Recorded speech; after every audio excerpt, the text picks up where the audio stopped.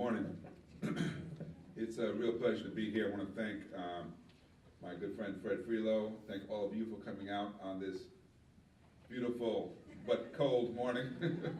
I think I was not the first person, but I think that maybe the fourth person to arrive this morning, because I wanted to make sure I wasn't late. When you drive in from Manhattan, it's very easy to get caught in traffic. So I'm just glad to see so many of you turned out. I'm glad to see so many elected officials and their representatives are here today, because I think it gives us a chance to think about the connections that we need to make between policy and what's happening in the lives of our children and in their schools. And so I think this will hopefully be a real fruitful conversation today. Let me describe, though, what I was doing yesterday. I was in New Orleans, and I went there not for Mardi Gras, though Mardi Gras is taking place. I went there because I was invited by the League of Cities to speak to 62 mayors.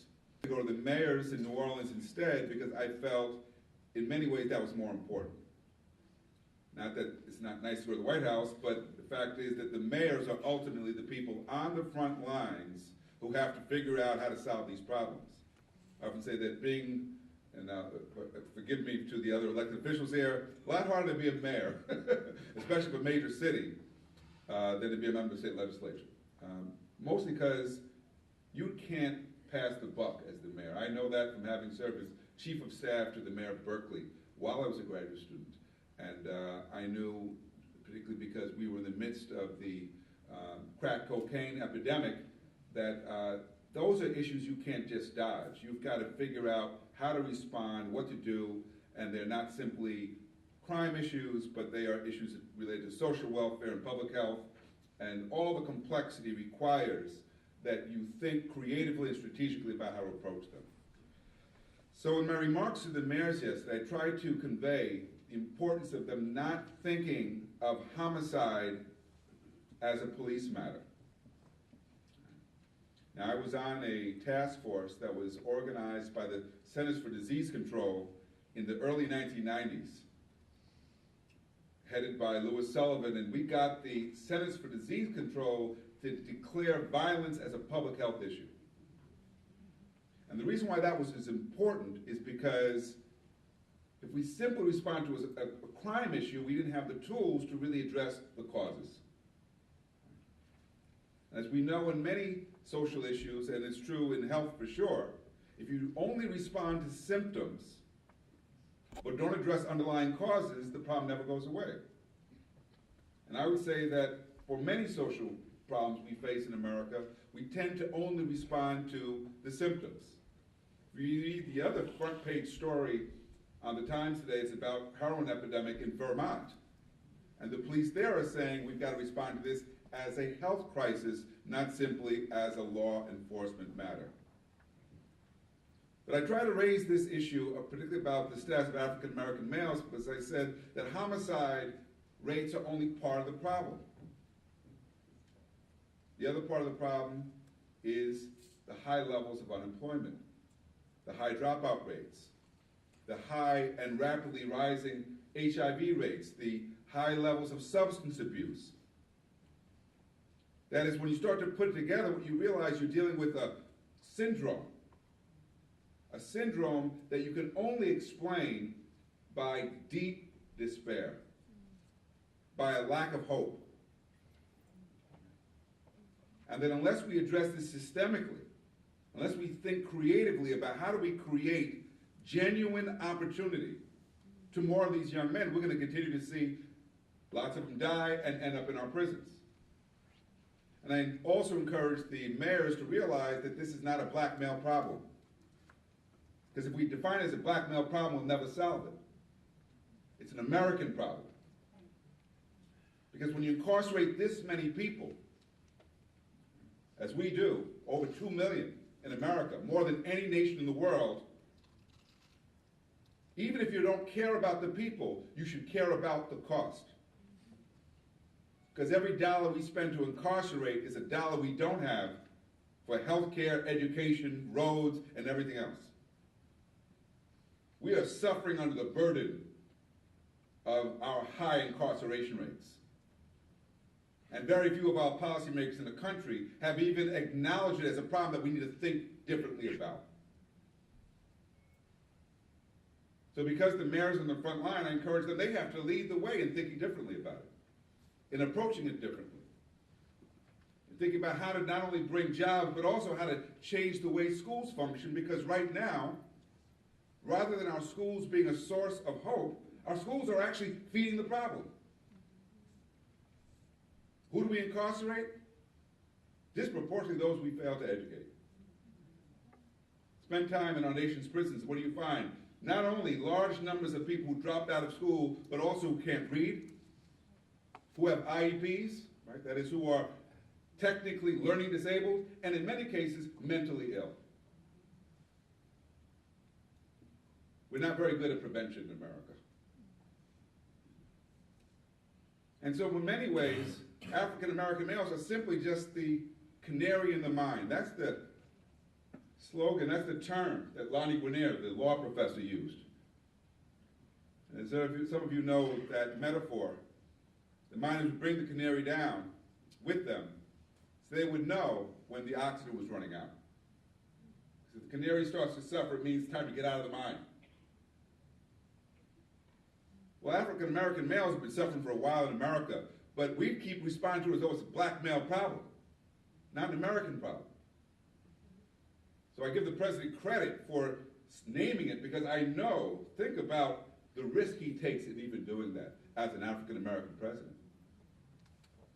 The great risk is that he only cares because it's an African American young man. The great risk is that he will be attacked for it. So he, not surprisingly, had to bring Bill O'Reilly with him. Because even O'Reilly thinks this is an issue we need to address. Now we also brought Mike Bloomberg and Colin Powell. But he had to surround himself by other people who say, yeah, this is something we need to address. It doesn't mean necessarily that we'll get the traction, though. I've been watching these issues long enough to know that every time we have a press conference does not mean we begin to solve the problem. So I applaud you for being out today, because I know this is more than just a press conference. My hope, though, that this is a willingness today to look deeply at what's going on. And as you heard from Jane, you're faced with a huge problem in the county of growing poverty rates. And we need to unpack what that means then. What are the implications of that? As you already heard from the, please forgive me, the state assembly member who greeted us, Harriet. Hungry kids don't do well in school. You don't need a whole lot of research to know that, do you? And some kids who don't have the proper clothes to wear on a cold day like this might actually not even come to school. Or if they do come, they'll come sick because they've been too exposed to the cold. And kids who lack stable housing may not get their homework done because they don't even have a place to do the homework. The unmet academic needs of our children have been impacting their academic outcomes for a long time. All you have to do is look at the achievement data. What do you see? The kids with the greatest needs do least well academically. That's the consistent pattern. But let's be clear. They don't do less well because they can't learn. Poverty is not a learning disability.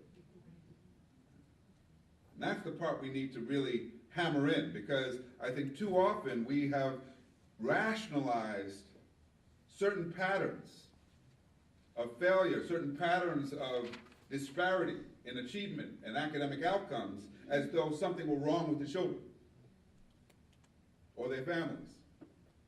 If you read the latest book by the Tiger Mom and her husband, right, Amy Chua, she would say that certain ethnic groups are simply better than others. And she thinks hers is probably right up there. Chinese and Jewish Americans, the best. She says because they have the triple package. Right? Superiority complex, combined with deep insecurity, combined with impulse control. And now she's let us believe, if you just get this for your kids, you too can have success. Completely overlooking altogether the benefits of income, of education, of class. Not part of the conversation. But she's on all the airwaves, and it's being eaten up again. People say, oh, this is it, this is it. And at a time when our child poverty rates are growing, we don't even talk about child poverty as a factor influencing outcomes for kids. So what you've got to contend with here is that it is influencing outcomes. The data shows you it's influencing outcomes. Now the question is, what do we do about it? How do we respond? How do we mitigate? I want you to think about that word, mitigate. Mitigate is an acknowledgement that we may not be able to solve it. It would be great if we could say, you know what, we're going to try to end poverty. That's what President Johnson tried to do 50 years ago, right? This is war on poverty. This is 50th anniversary of the war on poverty in America. Johnson administration actually said we could end poverty in America. It was a bold, ambitious plan. Not just to focus on academic achievement, but to focus on housing and jobs, because we were a rich nation, a prosperous nation, and President Johnson said we can do this. And lots of other people believe we could too. And what's interesting is Title I. Right? Title I was conceived in 1964 as a part of that war on poverty effort, because we said one of the things we have to do is to compensate for the effects of poverty. Title I was thought of as compensatory education. We knew we needed to do more. We needed to make sure kids were fed, got access to some of the things they didn't have at home. Well, we've retreated from that war. No president since then has declared a war on poverty. We pretty much accept poverty is going to be part of our future, inevitably, almost indefinitely. But we've said we want to close the achievement gap. Ironic, isn't it? Ironic that we could think we could close the achievement gap without addressing poverty, when we know very well that if you unpack the achievement gap, lo and behold, what do you find? It's nothing more than an educational manifestation of inequality. That's what it is. What's driving the achievement gap? Income and the education of parents. We've known for years the SAT, the ETS, the Educational Assessment Service, which monitors and studies these things, has known for years the strongest predictor for how well a student will do in school, for how well they'll do as a college like this, is family income. Family income combined with how much education the parents have. Why? Money matters, doesn't it? We all know that. That's why the president was so happy to say all of them are gainfully employed, right? Because it means you don't have to support them. Money matters. Only people who say money doesn't matter are people who have lots and lots of money. Money matters because parents with more money and more education are giving so much to their kids, aren't they? I know, I have 5. We're giving them, we're making sure their needs are met. If they need a tutor, we get them a tutor. If they need a computer, we get them a computer. They need a summer job, we're on the phone, figure out what they're going to do. We're doing everything we can because we know it matters. But we also know not every parent has that ability. And not every child is as lucky to have parents with resources and connections. And those are the kids invariably who are going to do less well, not just in school, but in life. And occasionally there are exceptions. Occasionally there are individuals who come from humble origins and difficult, disadvantaged backgrounds who are able to climb their way out. We celebrate those exceptions, don't we? I'm an exception like that. Grew up in Brownsville, Brooklyn. Housing projects. Neither of my parents graduated from high school. They managed to send all 6 of us to college. That seems like the American dream right there. Except that I know that for every one of me, there are thousands others not as fortunate. So the challenge you face here in Rockland County is how to change the odds. We can't just celebrate those who make it out. We've got to figure out how do we build a pipeline to make it possible for more people to improve their lives through education especially. Because right now, the only strategy we have to help poor kids is education. In fact, I would argue that our public schools are really all that remains of the social safety net for children in America today. There's no other institution that's as accessible. There's no other institution that's as accountable. For many children, the public school is the only place they know where they will get lunch and maybe breakfast. I was at a meeting in Michigan. I met principals who told me on Fridays they were sending home food with children because they knew that many of those kids were not going to eat over the weekend. Public school is sometimes a place where there might be a nurse if we haven't cut it from the budget. Where there's going to be heat in the winter and adult supervision. And while we might say that's not good enough, that kids need so much more, because I haven't even mentioned education yet. For many kids, that's a lot, isn't it? Because that public school is providing stability in their lives. Stability that we know is so essential to healthy development. What did Abraham Maslow remind us and tell us about human development? Right? The hierarchy of human needs. At the base of that hierarchy was the need every child had for safety, for nutrition, for love and stability, because without that foundation, very hard for a person to experience development. All you have to do is look at the children that are not thriving in your schools, who are not performing, and invariably, what do you find? Basic needs that have not been met. Basic needs that have not been met. So I want to applaud you for coming together to focus on what we need to do to support our children. But I want to encourage you to be clear about what the nature of the work is. Because in mitigating the effects of poverty, what we're really talking about is trying to equip schools with the resources so they can do more than simply ignore the needs of children. So kids need coats, we got to figure out a way to get coats into the schools. If they need to see a psychologist, we need to figure out a way to get a psychologist or a dentist or an optometrist. Kids that can't see have trouble reading. Some of our kids need to see an eye doctor. How many of you would have trouble focusing if you had a bad tooth?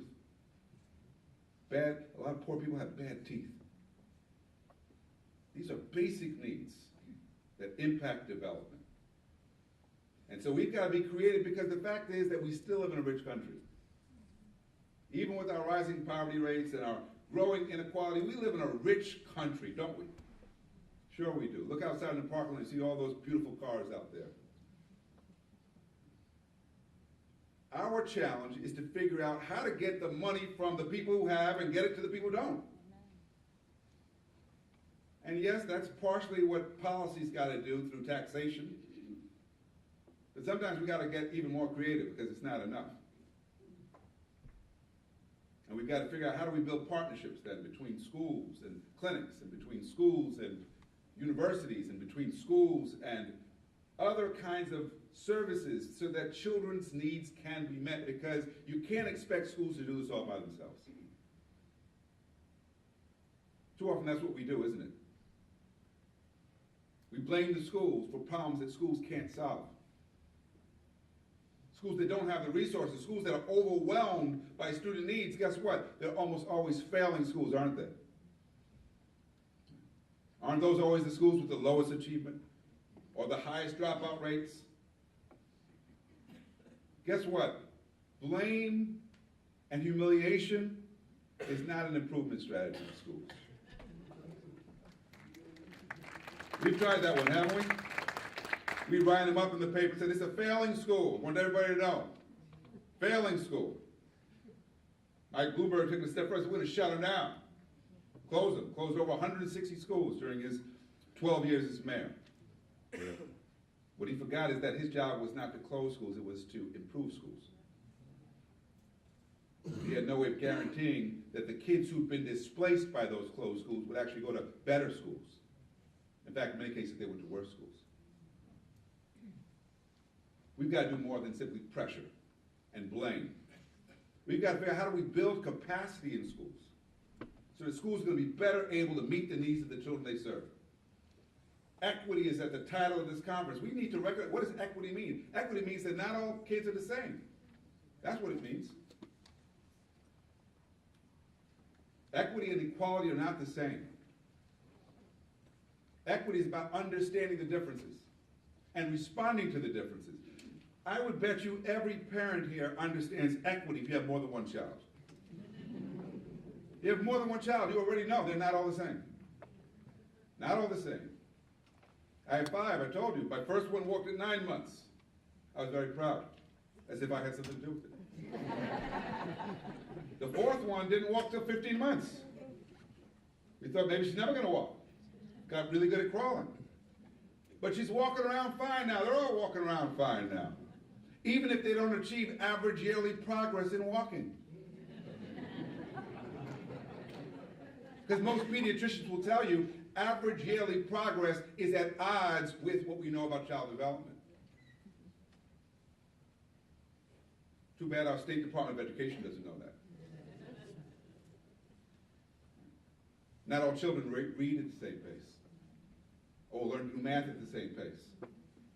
If our education policies were grounded in child development, they would be much more focused on how to meet the needs of each individual child.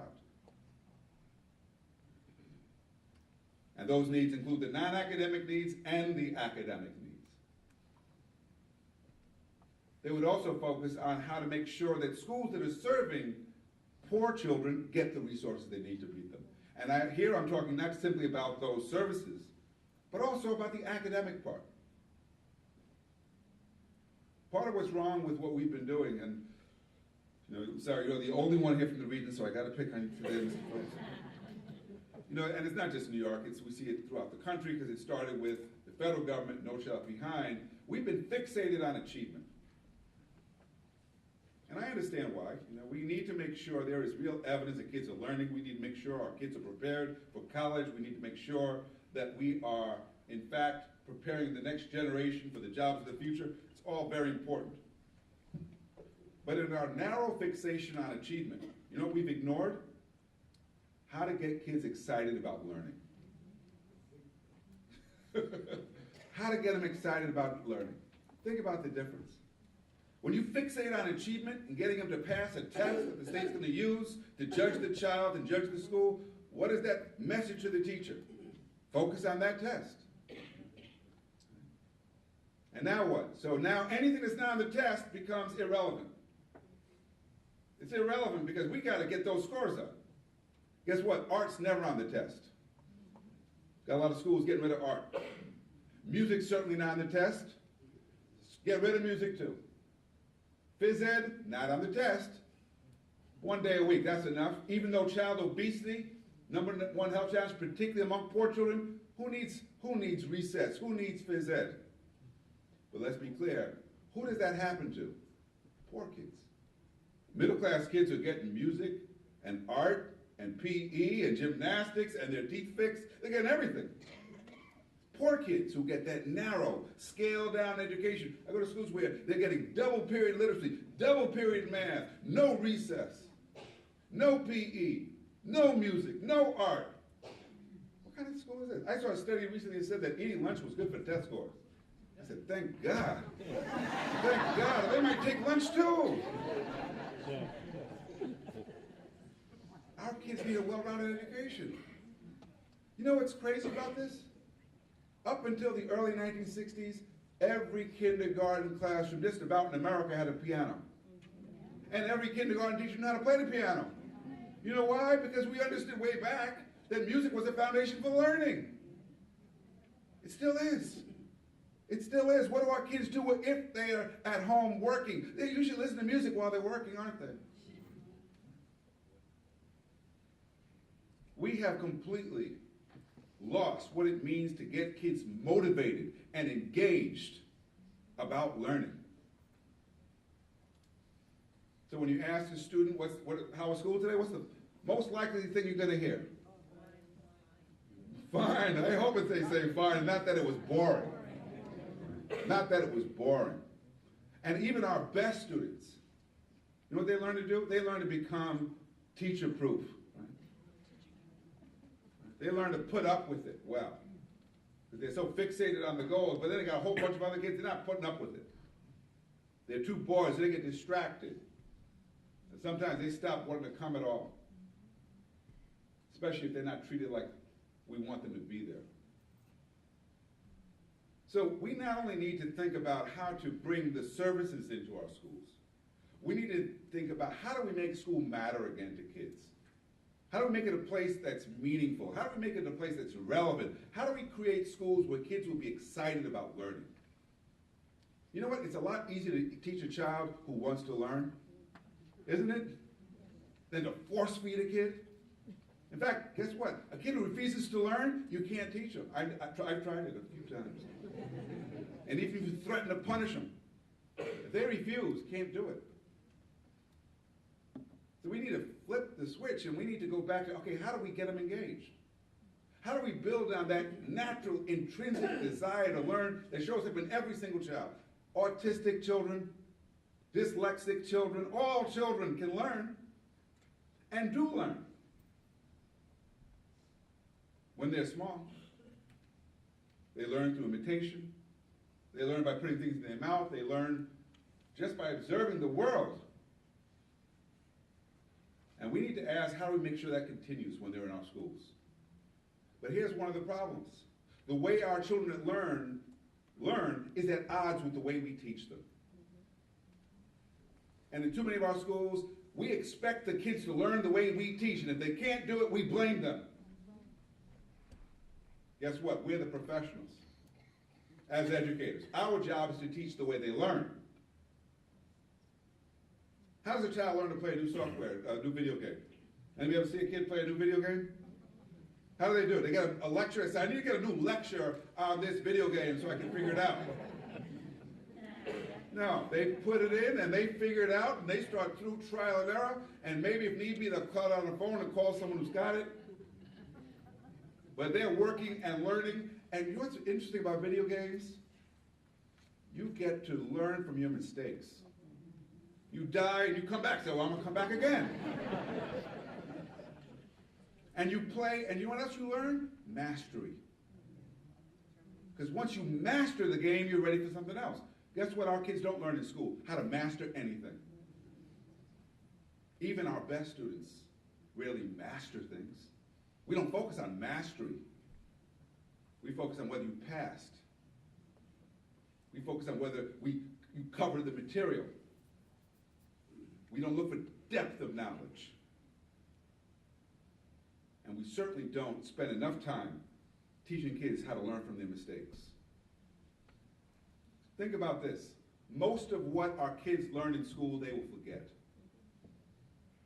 Most of what we learn in school, we forget.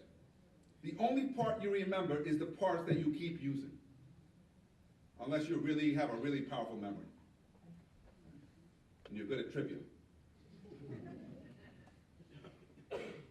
If you had a good education, what is most important that you learn is how to learn, how to continue learning, how to process information, how to go out and seek out information so that you can continue to adapt to a changing world. That ultimately is the most important attribute to get. Particularly how to persist when something gets hard, so you don't just give up. Those attributes are ultimately what leads to a person being prepared for the world.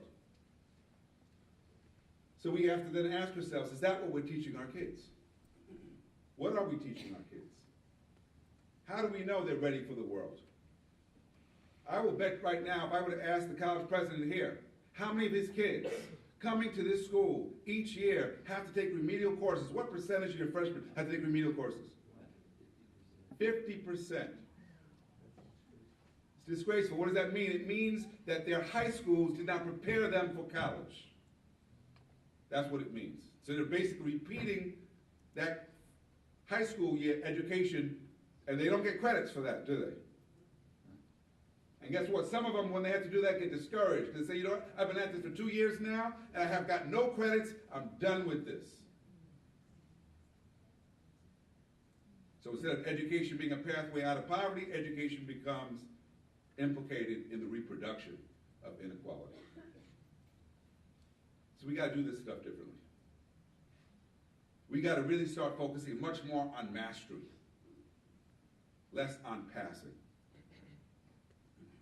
What does that look like? Well, there are 38 schools. This is another one for you, Mr. Phillips. I asked the commissioner about this.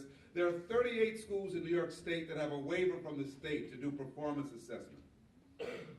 I asked the commissioner a while ago, because the research shows that the graduates of those schools are less likely to take remedial courses when they go to college and have higher college graduation rates than similar kids from regular schools.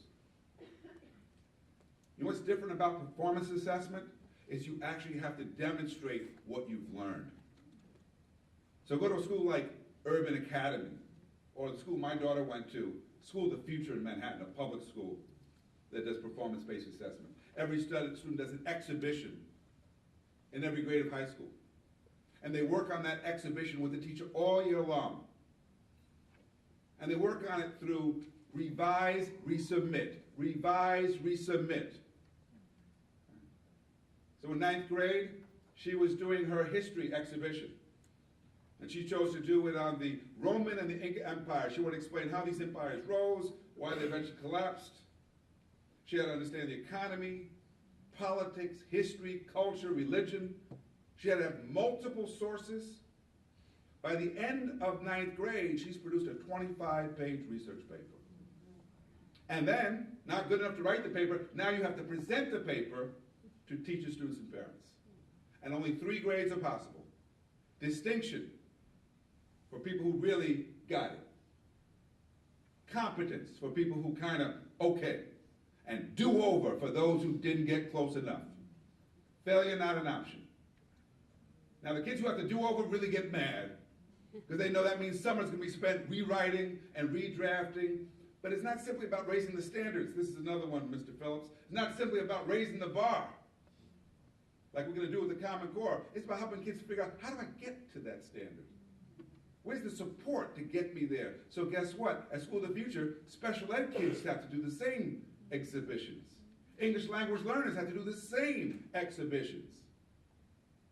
And the structures are in place to give kids the support to meet the high standards. So we have examples out there of how to do it. When I asked the commissioner, why aren't we allowing more schools to do it? You know what he said? He says, because we can't trust them to do it right. Can't trust them to do it right. Now I realize we don't always want to trust people. But guess what? You already have evidence that what you've been doing ain't working, right? For lots and lots of kids. So you might as well take a risk and try something that seems to be working elsewhere. But we're not yet willing to try those kinds of things. But I would say here in the county, and in the districts that are here today, because I know the districts, I particularly know East Ramapo well, from having spent time there over the years. You know, the challenges of figuring out how to get this right is very complex. Right? How do we create schools where kids are going to be engaged, where kids are motivated, where kids are challenged, where they're being pushed to apply themselves? How do we create schools where teachers feel respected and appreciated so they'll be willing to give more to their kids? Because people who don't feel respected and appreciated are more likely not to show respect to their students, and vice versa. And how do we create schools and communities where the parents do their part and support their kids and get them to school on time and come to those parent-teacher conferences and ask questions and stay engaged and stay involved, because the truth of the matter is over 50% of achievement is influenced by what parents are doing at home. So we can't ignore those parents. And for the kids who aren't lucky enough to have parents that they can count on, we've got to figure out what do we do to support them. So let's be clear about how complicated this work is. Equity is at the front page, on the front page of this program today. Real equity takes real work. It takes real work because to create equitable schools and create equitable outcomes for kids means that we're going to have to go much further than we have. Providing the services is a step in the right direction, but only a step. We got to now provide the learning opportunities. And then we've got to provide the reinforcements and the supports. And we've got to be willing to take this on because the alternative is a pretty bleak future. We've got to always keep in mind this. What happens in our school today will affect the kind of society we live in. Right now, there are about 3 workers to 1 person on Social Security. In 1964, there were 29 workers to 1 person on Social Security. The biggest advocates for improving our schools should be people on Social Security right now. Their retirements are contingent on there being another group of workers to support them. So even if you don't have any kids in school, even if you think I'm done with this, guess what? You plan on living a little bit longer, you better care about what's happening in those schools. And I know that's an issue. A lot of times we're trying to get bonds passed because a lot of retirees say, oh, I'm being taxed too high and I don't want to support this. Well, guess what? Those kids are going to be the ones taking care of you. And so we've got to figure out how do we get people to understand that we're all in this together.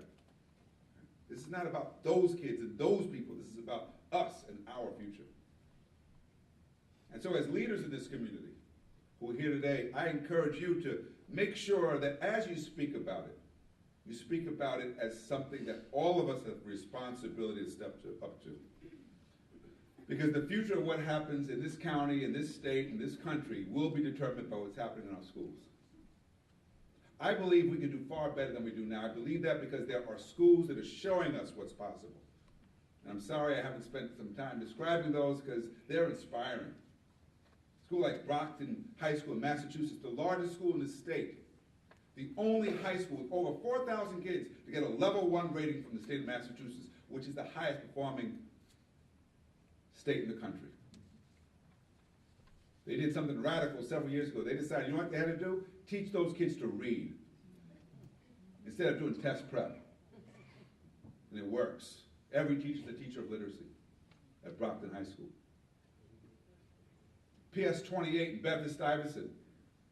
We have very creative names for our schools in New York City. But PS 28, not only is there partnerships to bring the dentist and the optometrist in, there's also a partnership with the Y, so the kids get extended learning time after school. And a school where over 40% of the kids are homeless. It had the highest gains in literacy in 2012 in all of Brooklyn. It is possible to create schools where our kids can thrive even in spite of those needs. We've got to learn from those examples to know the problem is not the kids, the problem is not their parents, the problem is our inability to create schools and the systems of support that would allow a greater number to be successful. So again, I thank you for coming this morning, and I thank you for being willing to engage in this very important and challenging work. And I just encourage you to stick with it because it's not going to be solved in the short term. Thank you.